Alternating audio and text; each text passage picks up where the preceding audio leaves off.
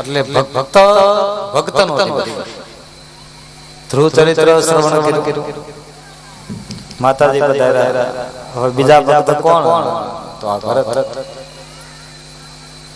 અને એમાં દેવ પધાર્યા. ખરેખર આજનો દિવસ આ સંતો નો જ ખરેખર દિવસ કહેવાય. ભક્ત આ જોગાનો જોગ જ્યારે આ કહેવાય ને, ભાગ્ય વિના નર પાવત નાહી, આને ભાગ્ય કહેવાય સાહેબ. ત્યારે જ આ બધું ભેગું થાય. કેવો યોગ થયો ભરતજીએ રાજ્યનો ત્યાગ કર્યો. એને એમ થયો હવે મારે સંન્યાસ ગ્રહણ કરવો છે. ક્યારે? કે યુવાનીમાં. એના પિતા વૃષભદેવ એને પણ યુવાનીમાં સંન્યાસ ગ્રહણ કર્યો. ઉત્તમમાં ઉત્તમ સંન્યાસ ગ્રહણ કરવાનો કોઈ મારા મંતવ્ય અનુસાર જો કોઈ સમય હોય તો એ યુવાની છે. આની પરથી ખ્યાલ આવે ભજન કરવું હોય તો યુવાનીમાં થાય, બાકી ગલપણમાં ન થાય. અને બીજું પણ તમને એક વાત કહું, ભગવાનને બાળપણ એટલે શું કહેવાય? ફૂલની કળી.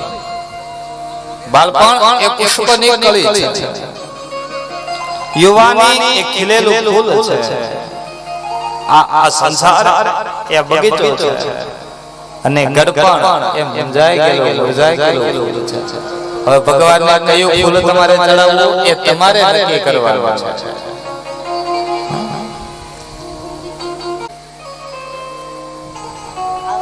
તો ભગવાનને ફૂલ જો તમારે ચડાવવું હોય તો ખીલેલું ફૂલ ચડાવાય, યુવાની ફૂલ ચડાવાય.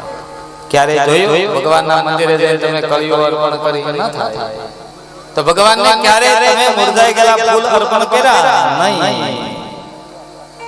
તો યુવાની પુષ્પ છે એ જ હરિને ચડે છે.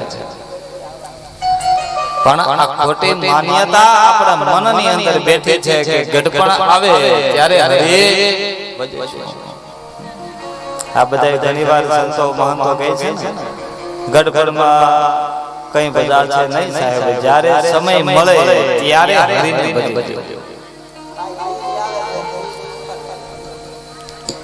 આપણા ભજનો પણ કહે છે શું કે પછી ગઢપણમાં ગોવિંદ ભજાશે નહીં, પછી ગઢપણમાં ગોવિંદ ભજા.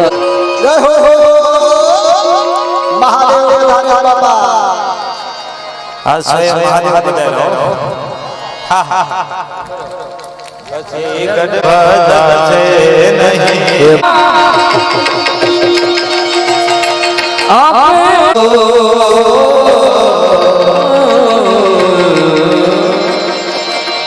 અરે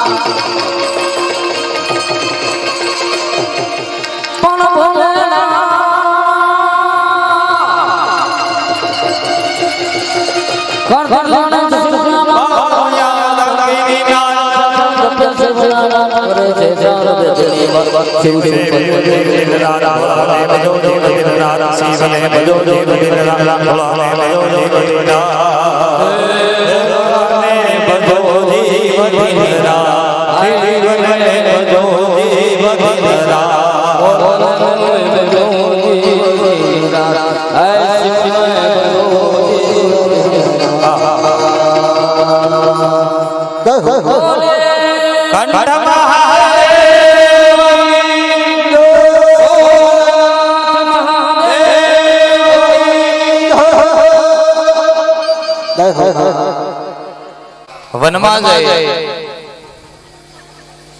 જપ તપ અનુષ્ઠાન કરવા લાગ્યા. એકવાર પર્ણકુટીર પોતાના આશ્રમની અંદર બેઠા હતા ત્યારે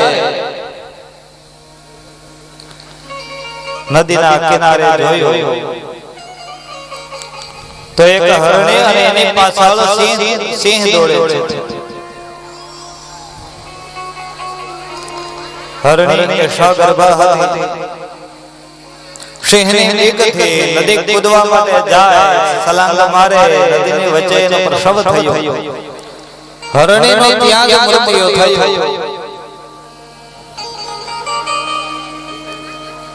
આ ભરતજીએ જોયો માતા મૃત્યુ પામી, હવે આ બચ્ચાનું શું થશે? સાહેબ સંત છે ને, દયાળુ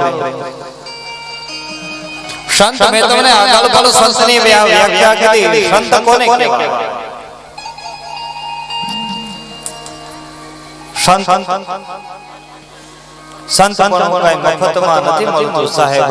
હરેકને એક સમાન રાખવા, એક ભાવ રાખવો. બીજાનું દુઃખ ન જોવે, બીજાનું દુઃખ જોવે અને પોતાને દુઃખ થાય, એનું નામ સંત. હરણીના બચ્ચાને જોયું, ઉપાડી લીધું.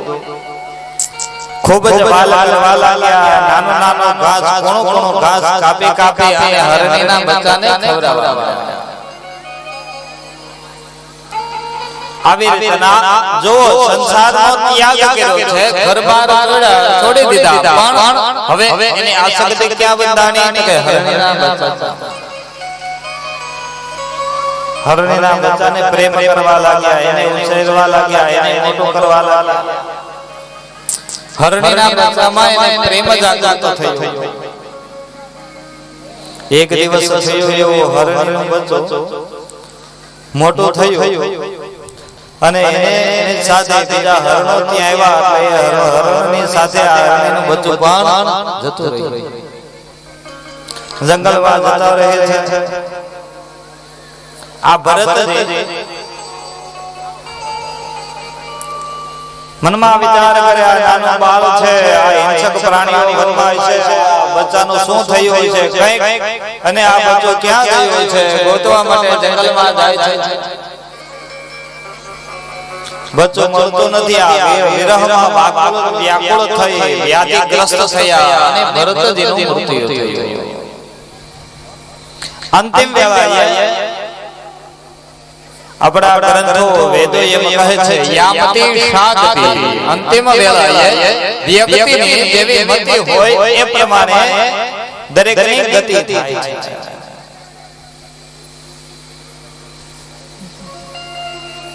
અંતિમ વેળાએ સાહેબ જેવી મતિ છે ને એ પ્રમાણે તમારી ગતિ થશે.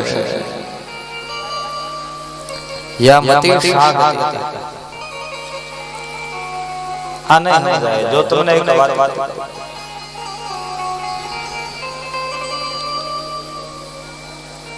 એક પરિવાર હતો, એક દાદા ઘરમાં રહે. એનો હરોજનો એક નિયમ એવો, રોજ દરરોજને માટે 4 વાગે ઉઠવાનું, 5 વાગે એની રૂમની અંદર દરવાજો બંધ કરી અને 5 થી લઈ અને 8 વાગ્યા સુધી જપ કરવા. ઘરની અંદર 5 થી 8 વાગ્યા સુધી કન્ટિન્યુ જપની અંદર, પૂજાની અંદર બેસવાનું, માળા લઈને બેસે. બનવાસમાં જોગી એકવાર બનવું એવું ઊભા થયા. એટલે દીકરાને એવું એ પૂછ્યું કે દાદા આજે શું ખાવું? કહે મારે આ તો આજે કે લાડવા ખાવાય. કે હા. કહે છે કે કાજા લાડવા બનાવે છે કે હા દીકરાની ઓવર સારી આને હાથો લાડવા બધું બનાવે છે દીકરાઓ હતા એ ધંધાર્થે વેપાર કરવા ગયા 8 વાગ્યા 8:30 થયા 9 થયા પણ દાદા બહાર આવ્યા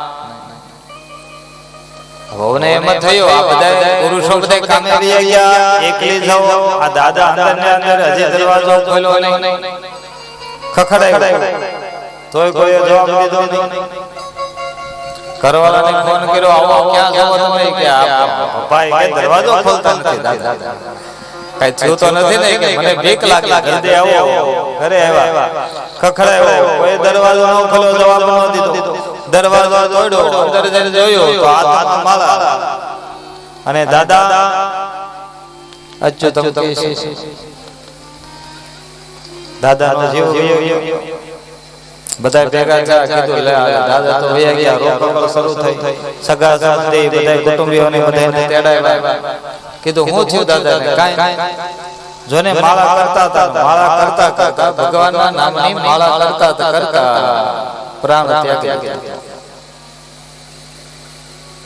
આ ભગવાને કે આ માળું ખોટું છે ભગવાન એક વાત યાદ રાખજો ભગવાન ક્યારે કારણભૂત થતો નથી આ કારણ કોનો એવું ભગવાનના માળા ભગવાન કે મારા કરતા કરતા મૃત્યુ થયો આ તો હું બાને હું છેડો ભગવાન કહેતી કે બાને આવે તમે જોજો જતા હો એક્સિડન્ટ થાય કે હો અમે ગમે એ રીતે કારણથી મૃત્યુ થાય શું થયું કે એક્સિડન્ટ થયો કોઈ એમ કીધું ભગવાન આવે મારી નહીં કારણ બાના રૂપે ભગવાન ના આવે આમાં બાને શું થયું કે ભગવાનના નામના જપ માળા કરતા હતા અને દાદા મૃત્યુ થયું બાને ભગવાન કહેવાય કે આ સગા સંબંધી બધા લઈ સ્મશાન યાત્રાની તૈયારી કરી સ્મશાને લઈ ગયા જેવો અગ્નિદાહ હાથમાં આપણામાં એક રિવાજ છે કાઠિયાવાડમાં મૃત્યુ પામ્યા હોય ને એટલે સબની હરે પાકનો લાડુ કાચો લાડુ એના હાથમાં સબની હરે એના હાથમાં એ લાડુ મૂકે કાચો પાકનો લોટ હાથમાં મૂક્યો ત્યાં લઈ ગયા અગ્નિદાહ દેવા જાય દાદા ઉભા થયા ભગવાન કે હું બાને કે ઉભો હું કઈ બાને ના આવું દાદા ઉભા થયા આ હું છે કે કાઈ નહીં તમે તો વયા ગયા હતા ને હજી કે હું જીવતો જો મરી નથી આ બધા હાલો ઘરે ઘરે ખાવ કાઠિયાવાડી બાબા હાલો હટ ઘરે બધા ઘરે ગયા દીકરાને બહુને કીધું લાવો કે લાડુ બનાવવાના હતા ને કે આ બનાવું છું ને કે તો હવે હાથ કરો ભૂખે બહુ લાગે બોલે કે હાલો બસ જો હમણાં થોડી વાર બનાવી દો એટલે બનાવતા દાદા કે હવે ક્યારે લાડુ અને અમે તો આ લાડુ અમારા હાથમાં જે મૂક્યો તો મારે હારે મૂક્યો કયો કાચો પાકો જે હાથમાં સપમાં જે હાથમાં મૂક્યો તો મારે હારે મૂક્યો તો અમને ભૂખે બહુ લાગી અને મારે હારે તો મૂક્યો તો મને ખાવા લાઈ કે આ રસોઈ બને ત્યાં જે થોડો ઘણો ટેકો છે પાકનો લાડુ એટલે ખાવા મળ્યા કાચો પાકો લાડુ ખાધો હવે કાચો પાકો લાડુ ખાધો એટલે એ સાથી ઉંમર ઘણી અને આ પાકો એટલે તરત પાકનો લાડુ તરત હલવાઈ ગયો થોડી વાર થાય પાકના લાડુના કારણે દાદા મૃત્યુ થઈ હવે આગળ સમજવાને બધાને બોલાવ્યા આવો દાદા ગયા હું છું દાદા કાઈ નહીં બેઠા બેઠા લાડુ ખાતા હતા લાડુ હલવાઈ ગયો દાદા ભગવાન કે હું બાને કે છડો અને બીજી રીતે તમે જોવા જાઓ દાદા આવ્યા છો યા મતી સાગતી લાડુ ખાવાની જે ઈચ્છા બાકી રહી ને એ ઈચ્છા પૂરી કરવા ખાતો દાદા આવ્યા હવે લાડુ ખાધો તો વયા ગયા હવે કઈ પાછા આવે એટલે આની પણ અશક્તિ હેમા કે હરણવા હતી મૃત્યુ થયો બીજો જન્મ એનો થયો હરણ કરી પણ એને પૂર્વજન્મનો ખ્યાલ હતો કે મેં આ હરણના બચ્ચાની અંદર પોતાનો પ્રેમ આ શક્તિ દાખવી હતી એટલે મારો હરણમાં જન્મ થયો એ પછી એ જન્મ પૂરો થયો અને બીજો જન્મ થયો, ક્યાં તો પવિત્ર બ્રાહ્મણના ઘરે એનો જન્મ થયો. અને એમાં પણ એનું નામ શું રાખ્યું તો કે ભરત. હા, ભરતજી કહે આ જન્મમાં ગમે એમ થાય બાકી મુક્તિ સાધી લેવી. હવે તો પાછું ભરવું જ નથી, કર્મ કરવા જ નથી કે મુક્તિને આડે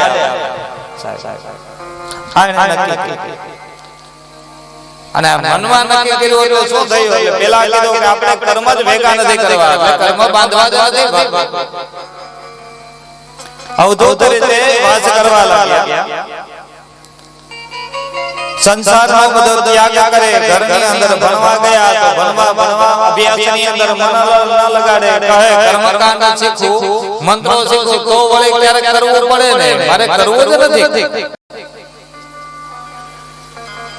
ગાંડાની જેમ ફરવા લાગ્યા. સમાજે આનું નામ ભરત હતું અને સમાજે એની આગળ જડ લગાડી દીધું એટલે જડ ભરત એવું નામ થયું.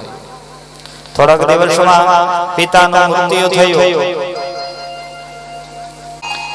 પિતાજીનું મૃત્યુ થયું. મોટા ભાઈ અને ભાભીએ થોડોક ટાઈમ આને રાખ્યા અને પછી મંદબુદ્ધિના કારણે એને ઘરેથી કાઢી દીધા.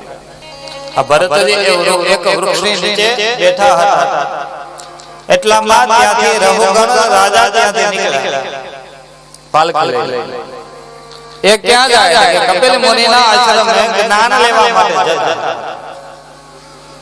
પાલકી ઉપાડનાર જે ચાર વ્યક્તિ હોય ને એમાંના એકને પગમાં કાંટો વાગ્યો. એટલે કીધું હવે પાલકી ઉપાડે એમ નથી, શું કરવું? રાજા કહે કઈ કદમ વ્યક્તિને લઈને આવો. પાલકી ઉપાડે, ચાર વ્યક્તિ તો જોઈએ ને. સૈનિકો આવ્યા અને જોયું તો આ ભરતજી જડ ભરત આ ઝાડની નીચે બેઠા. એને કીધું હાલો, મારા રાજાએ કીધું છે તમારે પાલકી ઉપાડવાની છે. હવે ના તો પડાય નહીં, ના પાડે તો કર્મ બંધાય. ગયા પાલકી લીધી. જોવે નીચે જોઈને ચાલે, કીડી આવે એટલે તરત કૂદકો મારે. વળી આગળ જાય, વળી કીડી મકોડા આવે એટલે કૂદકા મારે. આ રીતે આવે અને રાજાને અંદર પડવાની બીક. રાજાએ પાલકી નીચે ઊભી રખાવી. કીધું ઊભી રાખો, હેઠે ઉતારો. રાજા બહાર આવ્યા અને કીધું આ જો કે આવા હટાકારા છો અને મરદાની જેમ કેમ હાલો છો? તમને કીધું હરખા હાલો તો આ મરદાની જેમ કેમ હાલો? ઘણા કટુ વચન કહે છે. ત્યારે ભરતજી કહે છે સ્વવિધા રાજા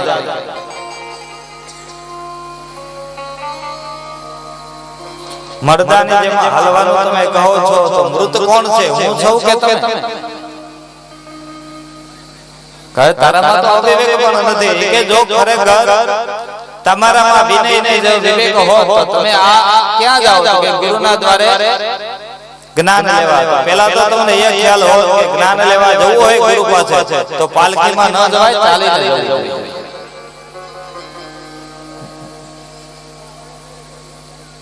રાજા રઘુગણ એને હાથમાંથી તલવાર નીચે મૂકી વંદન કરી કહે છે આપ કોણ છો? ભરતજી કે એ જ માથાકૂટ છે, હું કોણ છું એ જ ખબર. મેને મુદ્દો જો હોય તો એનો જ છે કે હું કોણ છું એ જ ખબર નથી. રઘુગણ કહે આપ મને બ્રહ્મ જ્ઞાન આપો. એને બ્રહ્મ જ્ઞાન પ્રાપ્ત કરાવે છે કે સવયે મને જાણો કે હું કોણ છું. દરેક જીવની અંદર ભક્તિ હોય જ છે, દરેકની અંદર બ્રહ્મ જ્ઞાન હોય જ, પણ એને જગાડવાની જરૂર છે. આમ કહી બ્રહ્મ જ્ઞાન એને આપી તપ કરી અને આ ભરતજી પણ અંતે વૈકુંઠ લોકને પ્રાપ્ત થયા. આગળની કથા કહે છે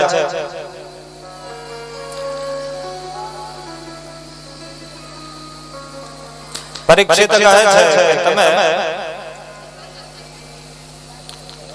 આ બીજું વૃત્તાંત આપને કહું એ આપ શ્રવણ કરો, જેના દ્વારા આ સૃષ્ટિનું બંધારણ થયું. એ દક્ષ 10,000 પુત્રોની ઉત્પત્તિ કરી અને કીધું મેઘની શક્તિ દ્વારા તમે આગળ પૃથ્વીને આખી ભરતક કરો, આગળ સૃષ્ટિ વધારો. અને એ વધારવા પહેલા તમે જપ તપ કરો, અનુષ્ઠાન કરો. આ 10,000 પુત્રો વનમાં ગયા જપ કરવા માટે. ત્યાં દેવર્ષિ નારદ આવ્યા, એને કીધું આ શું કરો છો? એ કે અમારે ગૃહસ્થાશ્રમની અંદર પ્રવેશ કરવો હોય કે ગૃહસ્થાશ્રમની અંદર પ્રવેશ ન કરાય. ખરેખર તમારે કરવો છે મોટામાં મોટો એ કે આ ગૃહસ્થાશ્રમ છે. શરત એક, જો તમારે ગૃહસ્થાશ્રમ ની અંદર પ્રવેશ કરવો હોય તો હું તમને 9 પ્રશ્ન પૂછું, એના તમે મને જવાબ આપો. અને જો જવાબ ન આપી શકો તો તમે કે મારા શિષ્ય થઈ જાઓ, બ્રહ્મચર્ય નું પાલન કરો. હું બ્રહ્મચારી અને તમે બધા બ્રહ્મચારી થઈ જાઓ, હું તમને બધાને કંઠે પહેરાવું. કઈ વાંધો નહીં. આને પ્રશ્ન કર્યા 9 પ્રશ્ન. એમાંનો પહેલો પ્રશ્ન એ કે પૃથ્વીનો છેડો ક્યાં છે? પહેલો પ્રશ્ન એ કર્યો, પૃથ્વીનો છેડો ક્યાં? એ પછી બીજો પ્રશ્ન કર્યો કે ગુફા છે, ગુફાની અંદર જવાનો રસ્તો તો છે પણ બહાર નીકળવાનો રસ્તો નથી, તો એ ગુફા કઈ? આવા 9 પ્રશ્નનો વિસ્તાર કર્યો નારદજીએ. 9 માંથી એક પણ પ્રશ્નના જવાબ આ 10,000 પુત્રોમાંથી કોઈને આવ્યા. આપણે પણ આ પ્રશ્ન છે કાલે સાંભળીશું, શ્રવણ કરીશું. બધા પ્રશ્નો હું તમને જણાવીશ અને એના અર્થો પણ હું તમને જણાવીશ કે આ કેવા છે. પણ સમયની ઘણી મર્યાદા છે. આધ્યાત્મિક તરફ જવાનું અને 10 માંથી એક પણ પ્રશ્ન ન આવડ્યા એટલે સન્યાસી બનાવી દીધા. દક્ષ રાજાએ ફરીથી 10,000 પુત્રોની ઉત્પત્તિ કરી, વળી પાછા સન્યાસી બનાવી દીધા. આવી રીતે 3 વાર થયું. નારદને એમ થયો કે હું આ પુત્રની ઉત્પત્તિ કરે, હું સન્યાસી બનાવ્યા કરું. આવી મહેનત કરે કોણ? કે લાવી દક્ષ રાજાને જ મારો શિષ્ય બનાવી લો, એને બ્રહ્મચારી બનાવી. એટલે પછી મારે આગળ કઈ કરવાની જરૂર રહે. એટલે તરત રાજા દક્ષની આગળ ગયા. જેવા ઓલાએ દૂરથી જોયા તરત દક્ષ પ્રજાપતિએ તરત એને શ્રાપ આપ્યો કે હે નારદ, તમે મારા દરેક પુત્રોને બ્રહ્મચારી બનાવી દીધા છે. જાઓ, હું તમને શ્રાપ આપું છું કે તમે કોઈ પણ જગ્યાએ સ્થિર નહીં રહી શકો. નારદ કે સ્થિર નથી. થોડી વાર તરત પશ્ચાતાપ થયો, આહા મેં શું કર્યું? આ દેવર્ષિને શ્રાપ આપ્યો. મારે તો સંતોની સેવા કરવાની હોય, એની જગ્યાએ મેં સંતને શ્રાપ આપ્યો. પછી કહે છે નારદ, હે દેવર્ષિ, તમે ક્યાંય સ્થિર તો નહીં રહી શકો, પણ હા, જે જગ્યાએ ભગવાનનો જન્મ થયો છે, જે ભૂમિ ઉપર ભગવાનનો જન્મ થયો ને ત્યાં તમારે જપ તપ કરવો હોય તો ત્યાં તમે સ્થિર બેસી શકો. બાકી નારદ ક્યાં બેઠા? આશીર્વાદ પ્રાપ્ત કર્યા. પછી દક્ષ 60 કન્યાની ઉત્પત્તિ કરી અને કન્યા દ્વારા પૃથ્વી આ ભરતક થઈ. કેવી રીતે? વનસ્પતિ વૃક્ષો આદિ આ પૃથ્વીનું બંધારણ થયું. વનસ્પતિ અને વૃક્ષો આદિ પૃથ્વીનું બંધારણ થયું.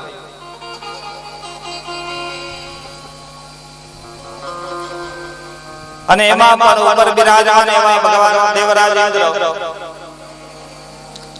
જે સ્વયં દેવરાજ થયા.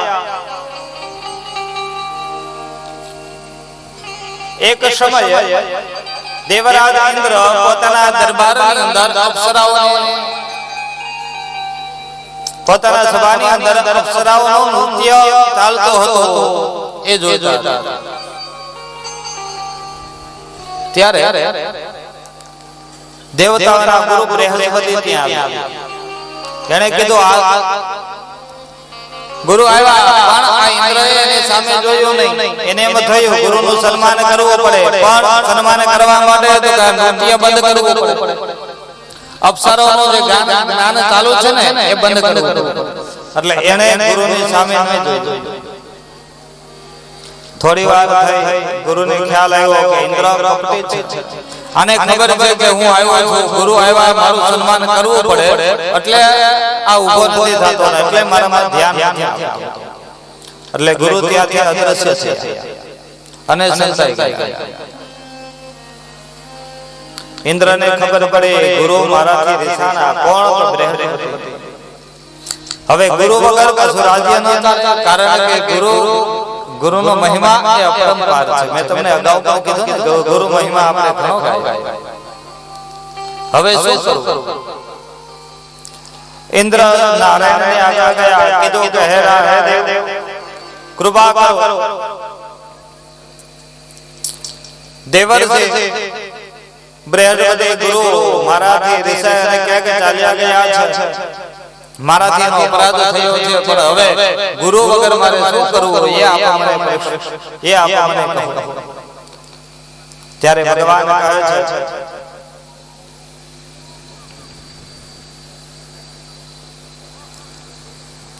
ભગવાન કહેવા લાગ્યા કે હે ઇન્દ્ર તમે પૃથ્વી ઉપર જાઓ ત્યાં પૃથ્વી ઉપર ત્વષ્ટા નામના એક ઋષિ છે એ ઋષિનો પુત્ર એ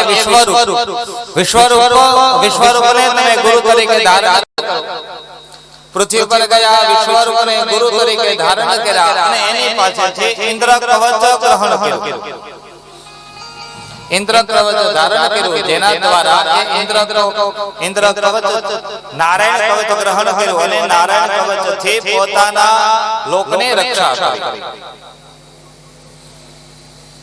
ઘણો સમય વ્યતીત થયો એટલે આનંદ થયો ગુરુ શું કરતા છે ત્યાં ગયા જોયું તો વિશ્વરૂપ પોતાના ગુરુએ યજ્ઞ કરતા હતા પણ યજ્ઞ કેવો તો દેવતાઓને આહુતિ આપતા અને દાનવોને પણ આહુતિ આપતા ઇન્દ્ર કહે આ તો કપટી છે કે દેવતાઓના ગુરુ છે અને દાનવોને આહુતિ આપતા તરત ખડક કાઢ્યું અને પોતાના ગુરુનું મસ્તકનું છેદન કર્યું હવે આ ઇન્દ્રને બ્રહ્મ હત્યાનું પાપ કહે આ આહુતિ શું કામ દાનવોને આપતા કારણ કે આનો મોસાળ જે હતો એ દાનવ હતો એટલા માટે અને એમ હતો કે મારે પિતાનો વંશ અને માતાનો વંશ મારી માટે તો બે સરખા દેવ ગણો તોય અને બીજો દાનવ ગણો તોય એટલા માટે બેનો યજ્ઞ કરતા બ્રહ્મ હત્યાનું પાપ લાગ્યું ભલે ભગવાન આગળ ગયા અને પ્રાર્થના કરી કે ભગવાન આમાંથી મને બચાવો હવે મારે શું કરવું ભગવાન કહે છે કે તમે કામ કરી લો અને પછી જ મારી આગળ આવો પહેલા આવતા હવે તમારી જે બ્રહ્મ હત્યા લાગી છે ને એ બ્રહ્મ હત્યામાંથી મુક્તિ તમને ત્યારે જ મળે જ્યારે આ બ્રહ્મ હત્યા તમારી પાસેથી કોક લઈ તો તમને બ્રહ્મ હત્યામાંથી મુક્તિ મળે હવે એ બ્રહ્મ હત્યાના દેવરાજ ઇન્દ્રએ 4 ભાગ કર્યા એમાંથી પેલો ભાગ એ પૃથ્વીને અર્પણ કર્યો પૃથ્વી કહે હું બ્રહ્મ હત્યા સ્વીકાર કરું પણ આમાંથી મને શું મળે ઇન્દ્રએ વરદાન આપ્યું કે તમને હું અખૂટ આપું છું કેવું તો કે ગમે એટલે જમીન ખોદે પણ તમારી માટી ક્યારે પણ પૂર્ણ થશે તમે ખોદા કરો ગમે એટલું ખોદો ઢૂંઢનું ક્યાં અંત આવતો નીકળ્યા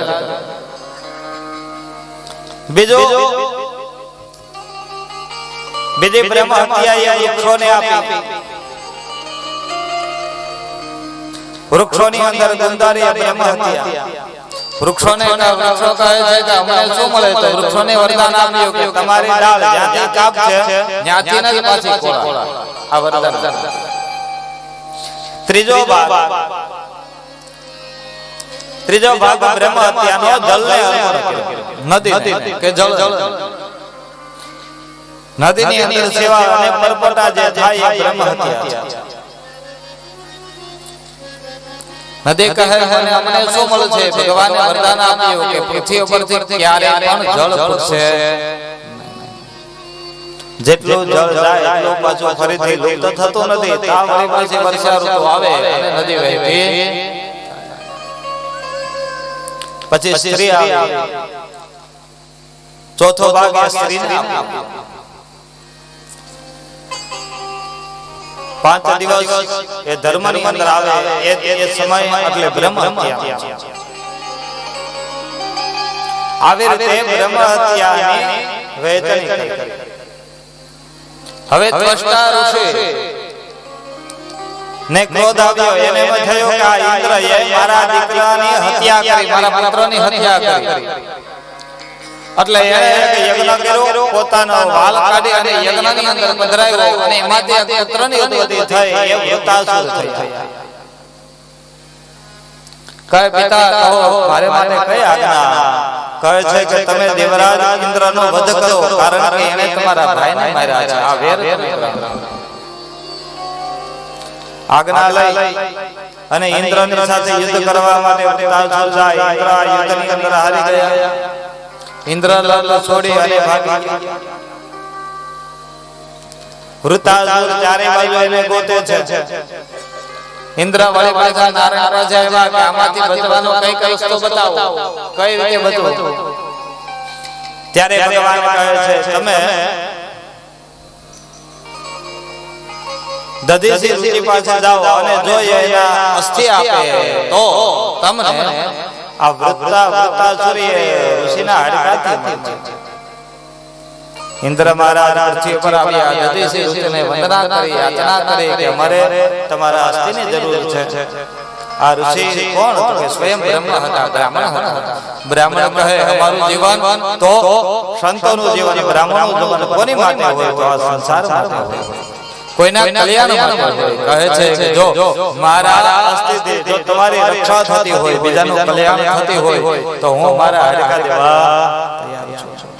તપોબળ દ્વારા, અગ્નિ દ્વારા પોતાના પ્રાણનો દેહનો ત્યાગ કર્યો.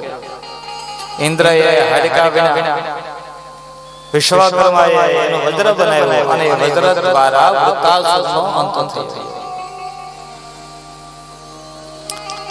હવે અહીંયા પરીક્ષિત મહારાજ કહે છે કે આ બધી કથાઓ તમે મને કહી, પણ એક કથા એવી છે જે આપણે બાકી છે. કઈ અધૂરી તમે મૂકેલી? કઈ કથા?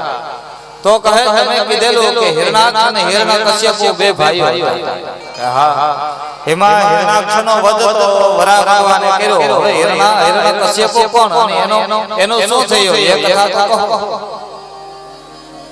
હા, આપણે અહીંયા પહોંચાડવાની હતી. હા, આજના દિવસની આપણે આ કથા શિવ ભગવાન સુધી આપણે પહોંચાડવાની છે. આનો શું થયો એ તો મને કહો.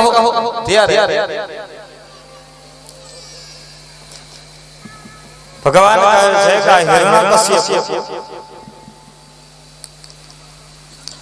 એમના પત્ની કયાધુને કહે છે કે હું હવે વનની અંદર તપ કરવા માટે જાઉં છું. કેટલો ટાઈમ? કે 10,000 વર્ષ સુધી તપ કરવા માટે જાઉં. કયાધુ કે ઓહો તમે આને જપ કરો, તપ કરો. ભગવાનના વેર, ભગવાનના દુશ્મનોને એ તપ કરશે. જય જય જય.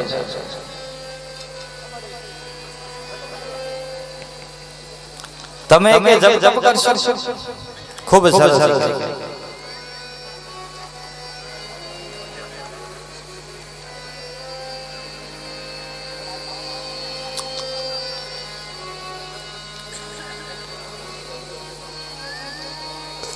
હવે હિરણ્યકશ્યપ ભગવાનના જપ કરવા માટે મુહૂર્ત જોઈ અને વનમાં ગયા. વનમાં જઈ અને તપનો પ્રારંભ કરે છે. કોનો તપ? કે બ્રહ્મદેવનો તપ કરવા.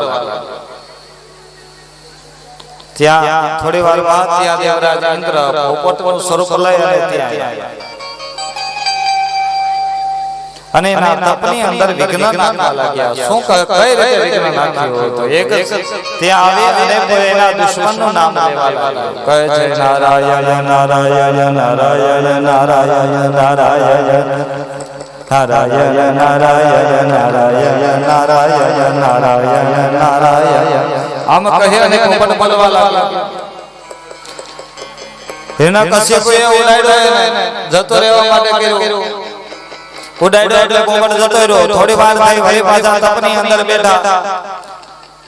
તપમાં જેવા બેઠા એવા વળી પાછો પોપટ આવ્યો અને બોલવાનું શરૂ કર્યું. શું બોલે? નારાયણ નારાયણ નારાયણ નારાયણ નારાયણ નારાયણ નારાયણ.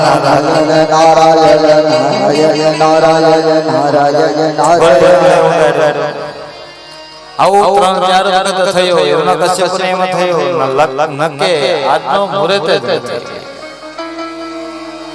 આ દુશ્મનનું નામ લેવા પડ્યો અને હવે કે આનો દુશ્મનનું નામ સાંભળ્યો એટલે અપશુકન કહેવાય. હવે કે હું જપ કરું તો આમાં કઈ ફળ મળે નહીં. વળી ઘરે ગયો. પત્ની કહે તમે 10,000 વર્ષે રિટર્ન આવવાના હતા, બીજે જે કેમ પાછા થા? એટલે કે ન્યાય પોપટે કે મારું મુહૂર્ત બગાડી. અપશુકન થયો એટલે પાછો આવ્યો કે હું જોઈ કે એ મારા દુશ્મનનું નામ લેતો હતો. કોણ? પોપટ કે દુશ્મનનું નામ લે કે હા હા કે પોપટ કે વાહ કરી ગયો અને જ્યાં મારા દુશ્મનનું નામ બોલતો હતો કે હું નામ બોલતો હતો. તરત કીધું કેવું નામ બોલતો હતો? કયા તો એની આગળ નામ બોલાવે. શું નામ બોલ્યો? તો કે નારાયણ નારાયણ નારાયણ નારાયણ નારાયણ નારાયણ નારાયણ.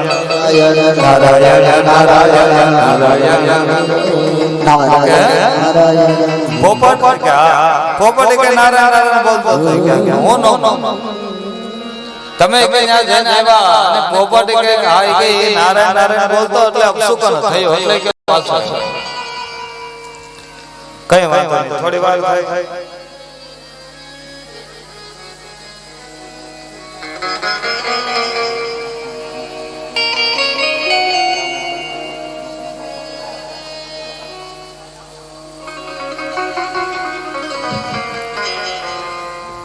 વળી કામકાજ બેતું એટલે વળી પાછી કયા તો આવીને કહે હે મહારાજ બોલો પોપટ તમે જપ કરવા ગયા ત્યાં ઓલો પોપટ હું કહેતો હતો કે તને કીધું તો ખરું નહીં કે પણ હું કહેતો હતો એ કે કાઈ નહીં કે મારા દુશ્મનનું નામ લેતો હતો કે હું નામ બોલો કે નારાયણ નારાયણ નારાયણ નારાયણ નારાયણ નારાયણ નારાયણ નારાયણ નારાયણ નારાયણ આવે નામ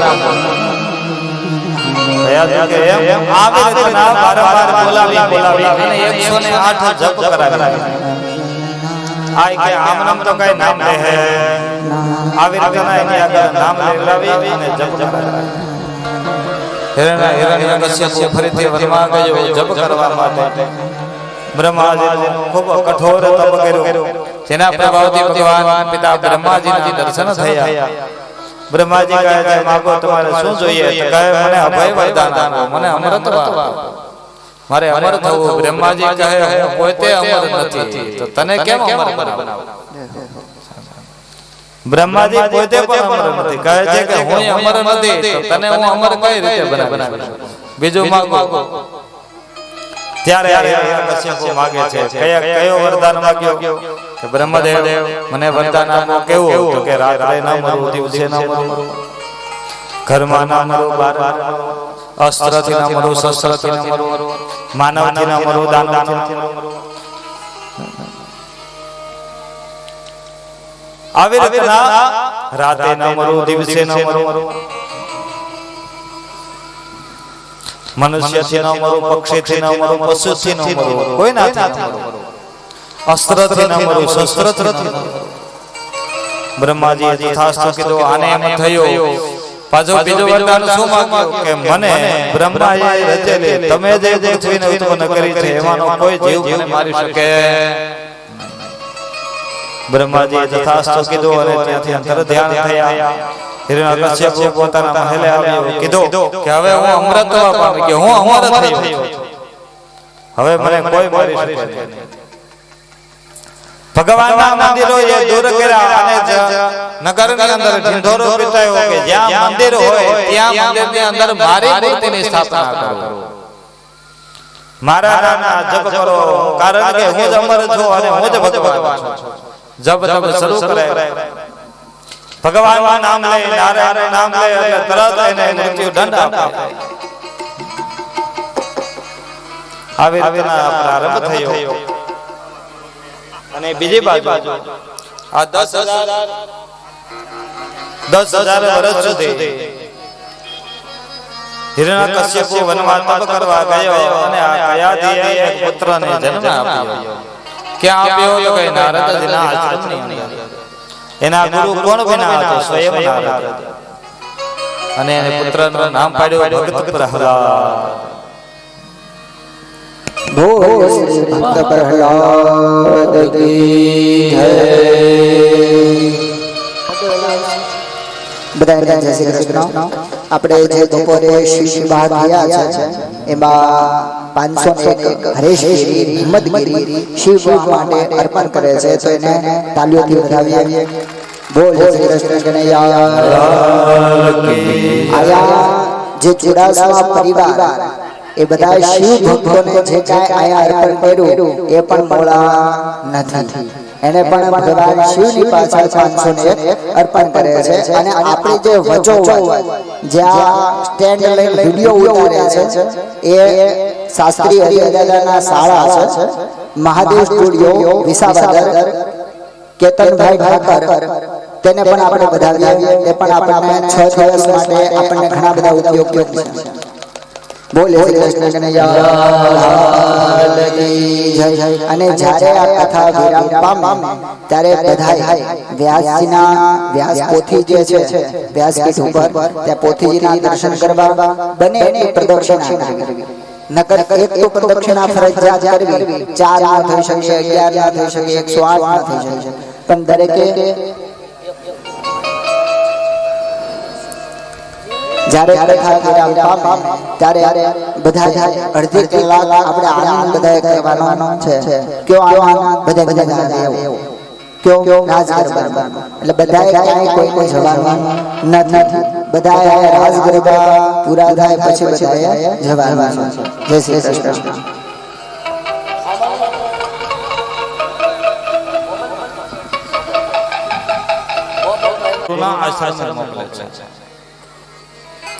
ત્યાં એ બાળકોની સાથે એના મિત્રોની સાથે પણ મિત્રોને પણ બગાડે. શું કહે છે કે આપણો કોઈ ઈષ્ટ હોય, કોઈ દેવ હોય, જેના થકી આપણને ગતિ મળે, આપણા રક્ષણ કોઈ હોય, આપણા પિતા કોઈ હોય જે આપણું પાલન પોષણ કરે, એ સ્વયં નારાયણ છે. બરાબર છે. આપણે બધા એનું ભજન કરવું જોઈએ. મિત્રો કહે નહીં, તારા પિતાનો હુકમ છે, જે બોલે એને માર નાખે, કે ભગવાનનું નામ ન લેવાય, કે એને મૃત્યુદંડ આપે. આ કહે એનાથી શું ડરવાનું? છતાં પણ એ બધાને આગળ કહે હું તમને કહું એ રીતે બોલો, હું તમારો મિત્ર છું ને, મારા પિતા તમને કોઈને કઈ કહે. બધાને આગળ ભગવાન નારાયણનું નામ બોલાવે છે. શું કહે છે કે હું જેમ બોલાવું એમ બધાએ બોલતું જવાનું, કે શ્રીમન નારાયણ નારાયણ નારાયણ શ્રીમન નારાયણ નારાયણ નારાયણ શ્રીમન નારાયણ નારાયણ નારાયણ શ્રીમન નારાયણ નારાયણ નારાયણ નારાયણ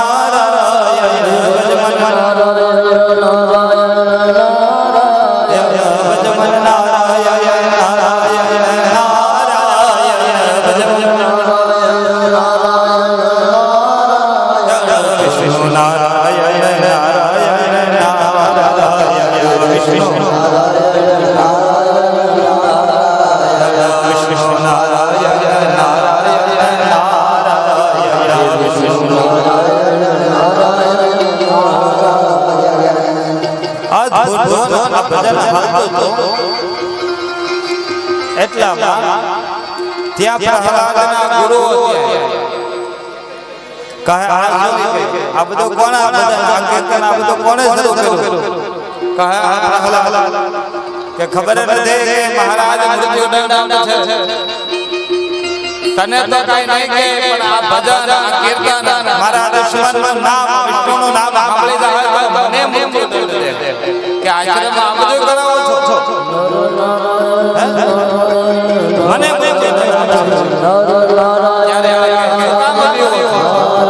તમને જે ભીખ લાગે છે તમે નારાયણના જાઓ, તમારો ડર પોતાના ગુરુને જ્ઞાન. શું કહે?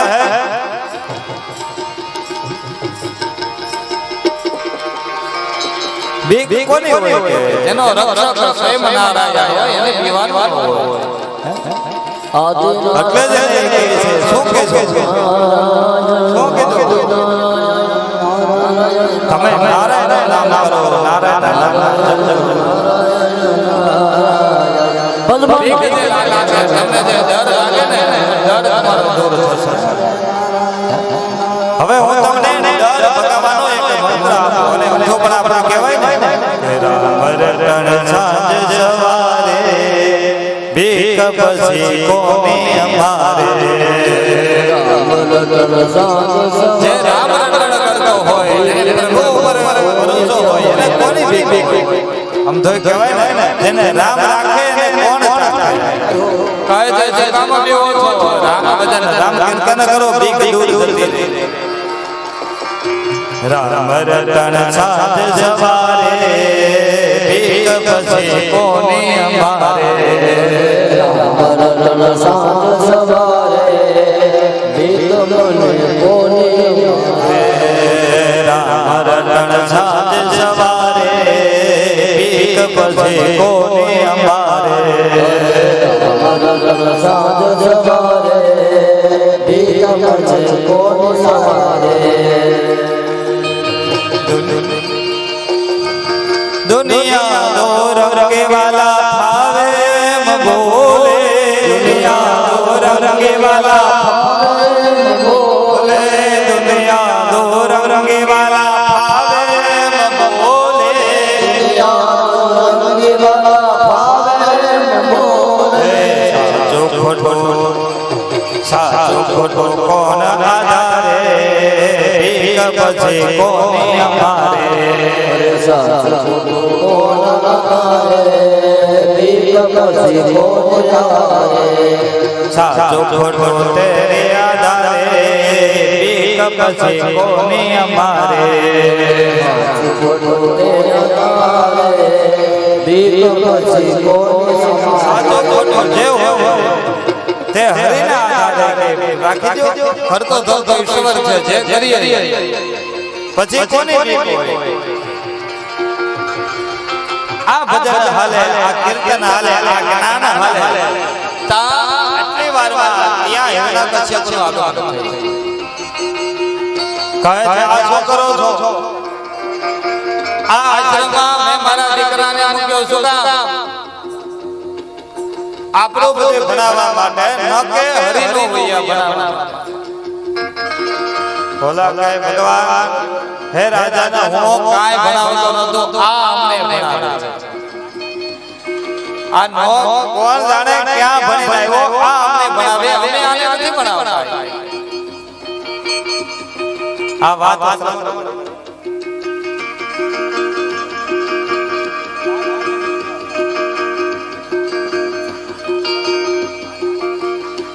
આ અમને ભણાવે છે આ જાણે પ્રહલાદને ઘરે લઈ ગયા સમજાયો ન સમજાયો મૃત્યુ દંડ આપવા માટે કર્યું ખડક ઉપાડી ખડક મારવા જાય તો ખડક ભાંગી જાય પ્રહલાદને લઈ અને પર્વત પર લઈ ગયા પર્વત પરથી નીચે ગબડાવવામાં આવ્યો પણ કહેવાય ને જેને રામ રાખે એને કોણ ચાખે ભગવાને એને જેલી લીધો અંધારી કોઠડીની અંદર પૂરી દેવામાં આવ્યો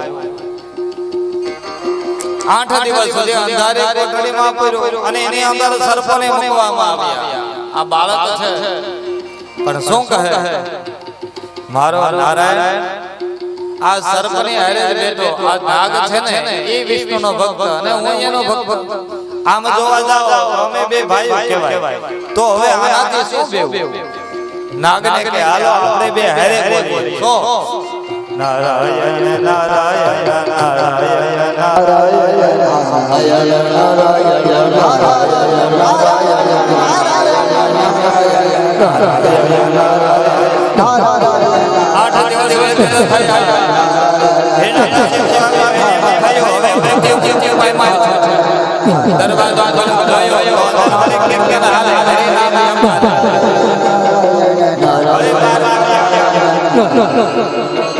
એને એને કાકા બોલો બે બોલ ભલે ભલે કાહે ભલે દાદા નો તોદરે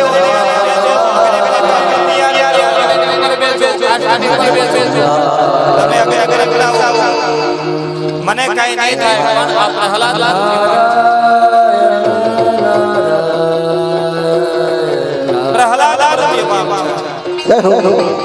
હોલિકા કાષ્ટને ગોઠવવામાં આવ્યા હોલિકા ફલાની અંદર ભક્ત પ્રહલાદને લઈ એની પર બિરાજમાન થયા ઉંદરી ઉડી પવનનો ઝોકો આવ્યો ઉંદરી ઉડી ગઈ હોલિકાનો મૃત્યુ થયો અને પ્રહલાદની રક્ષા એના કચ્છે ખૂબ ક્રોધાઈ થયો તો કે તારો ભગવાન ક્યાં છે ભક્ત પ્રહલાદ તમે મને પેલા કહો મારો ભગવાન ક્યાં નથી તમે મને એ બતાવો એટલે હું તમને કહું મારો ભગવાન ક્યાં છે તરત ગયા સમરી અંદર તારો નારાયણ છે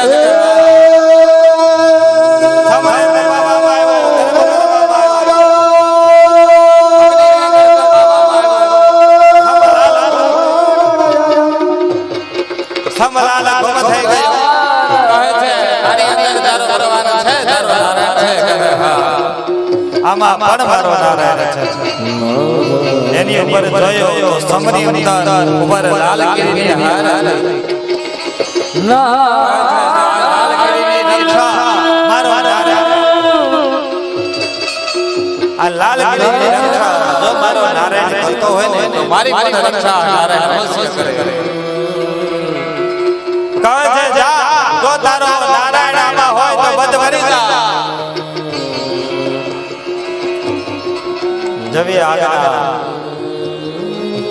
પ્રહલાદ ગયો ધગ ધગ તો સ્તંભ હતો ત્યાં જાય બધ ભરી ભક્ત વત્સલ ભગવાન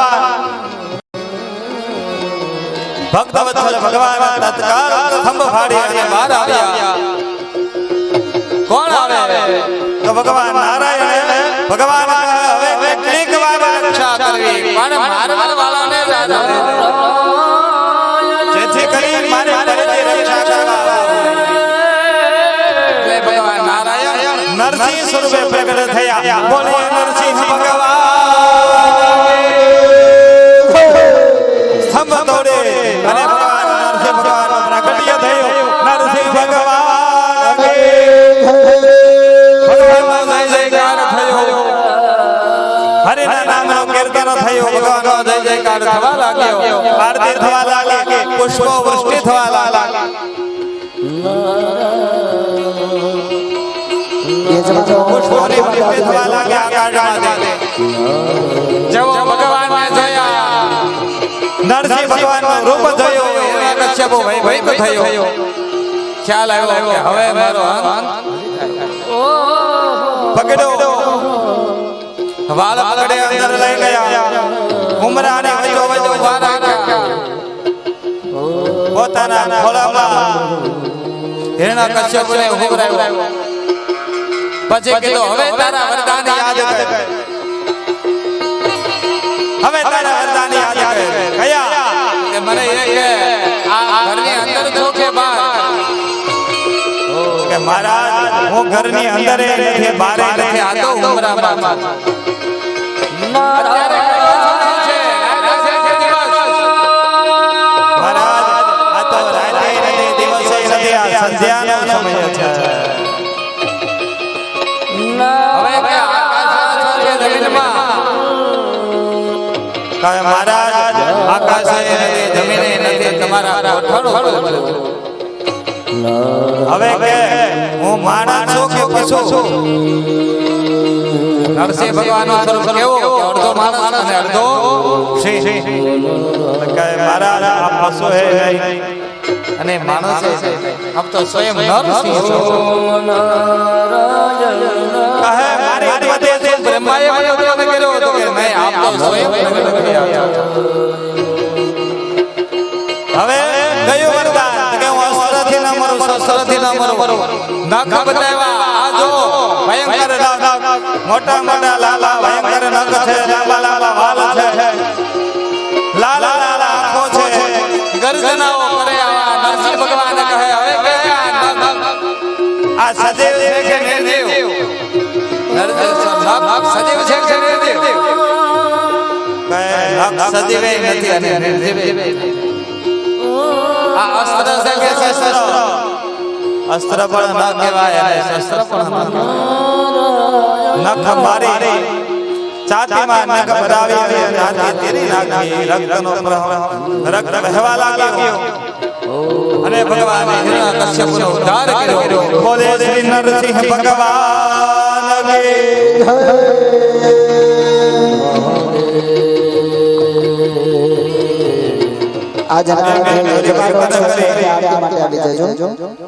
આજે સવારે શ્રીમન નારાયણ નારાયણ નારાયણ શ્રીમન